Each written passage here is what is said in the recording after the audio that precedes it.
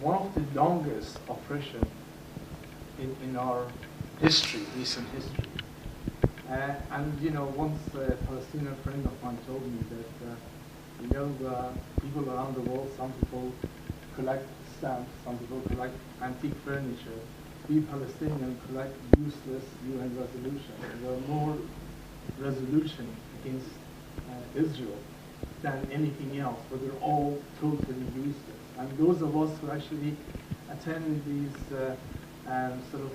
international gatherings within Geneva or anywhere else, and in the Human Rights Council, and you see all these heads of the states, you know, and all these ambassadors sitting around and doing trading, and really that's probably the most appropriate thing, trading the lives and the human rights and the dignity of the Palestinians away for handful of dollars and handful of position, and really you it almost brings tears to your eyes that at the same time all these sacrifices are being made by the Palestinian.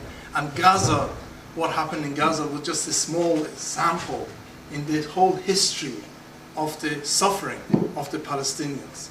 And when it comes to the youth, and you know, we need to identify why this is happening. There is a hatred which is being wooed and nourished in Zionism and in Israel. And it's as a direct result of the ideological aspect of Zionism that actually almost infects the minds of everyone, especially the Israeli youth, in hating their counterpart, you know, the Palestinians. And you know, when you see religious leaders of Zionism giving religious decree that you could kill even a child as long as you think, you could kill a Gentile Palestinian child as long as you think that it could grow up and become a danger to you.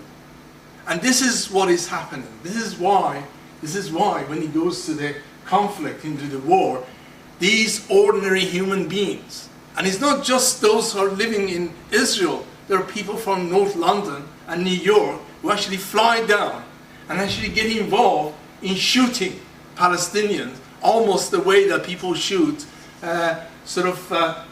birds, games in Britain and elsewhere. They're actually enjoying doing this. They're actually thinking that is a part of a game.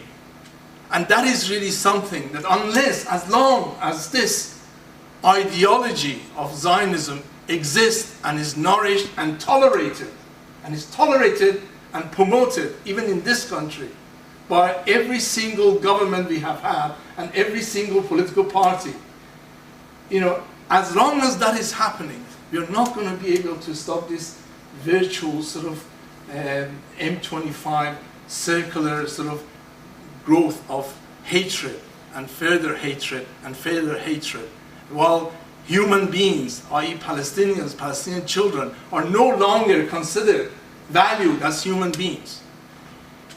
Young girls are being raped in Palestine, and people keep quiet, even Palestinians keep quiet, because it's dishonorable. And this is happening all the time. Bernard talked about how the Palestinian armed forces, so-called, this war criminal force, is behaving. But we need to also look at how the settlers are behaving. They're behaving 10 times worse. And they are armed to the teeth. And they're implementing vigorous campaign against the youth of Palestine, because youth of Palestine are the future of Palestine. And they don't want to have any future for the Palestinians whatsoever. I wasn't going to actually talk about this aspect. I was going to go into what can we do. Those of us in this country, we could do many things. There were suggestions regarding educating yourselves, educating your colleagues, educating your neighbors, educating your family, educating everyone in your communities of what is taking place. And there are many, many material available for that.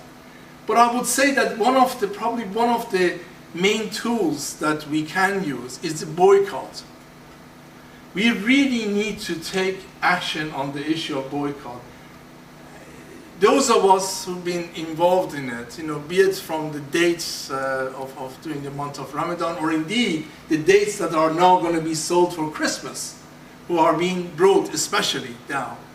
And these are dates that are from stolen trees, from stolen land, and it's illegal, and it's being sold here.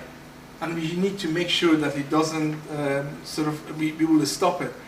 We should get involved on different levels. On one level, every goods that is coming out of Israel, Israeli goods, from occupied territories or anywhere else, we need to stand up and make sure that they are not going to be sold in our supermarket.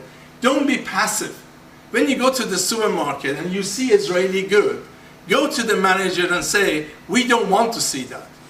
If enough of us do that, if enough of us write letters to these supermarkets, I live in Wembley, and the Asda down there, when you go to it, you'll see majority of the people that go to those shops are actually from Muslim community and other communities, and when you talk to them, you see that none of them really want to buy any of the Israeli goods. But we're actually being passive. We're not standing up. We're not actually challenging. We're not really considering the reality that these goods, the money that is being made from this, ends up paying for the bullet which takes the life and blood of the youth away from them. This is a reality.